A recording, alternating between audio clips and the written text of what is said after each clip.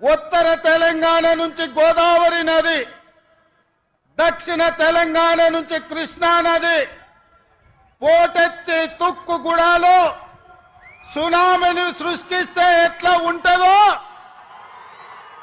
వందలు వేలు లక్షలలో కాంగ్రెస్ పార్టీ కార్యకర్తలు రాజీవ్ గాంధీ ప్రాంగణం తుక్కుగూడలో కదము తొక్కితే ఆనాడు బీఆర్ఎస్ ను తుక్కుగా ఎట్లా తొక్కిండ్రో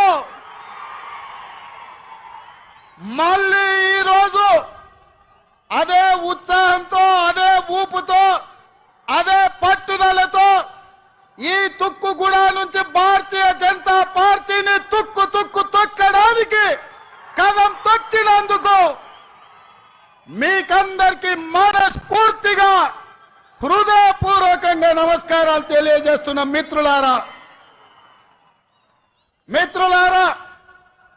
7 అంతస్తుల మేడ బలంగా ఉండాలి అంటే పునాదులు బలంగా ఉండాలి. తెలంగాణ రాష్ట్రమే కాదు, దేశ రాజకీయాలలో కాంగ్రెస్ పార్టీ అధికారంలోకి రావాలి అంటే కార్యకర్తల పునాదులు బలంగా ఉండాలి.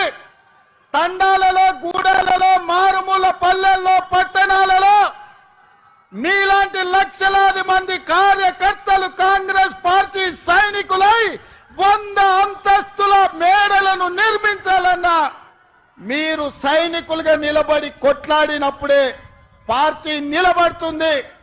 ఎన్ని కష్టాలు వచ్చినా, ఎన్ని నష్టాలు వచ్చినా, ఎన్ని కేసులు పెట్టినా, ఎంతమంది జైల్లో పెట్టినా మీ రక్తాన్ని చెమటగా మార్చి మీ ఊపిరినైనా వదిలిండ్రు గాని ఈ మువ్వన్నెల జెండా వదలలేదు.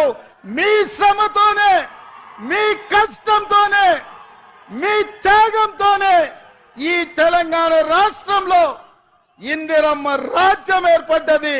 ఇందిరమ్మ రాజ్యంలో సోనియమ్మ ఇచ్చిన సంక్షేమాలు 6 గ్యారంటీలను ఇవాళ మనం అమలు చేస్తున్నాం సోదరులారా.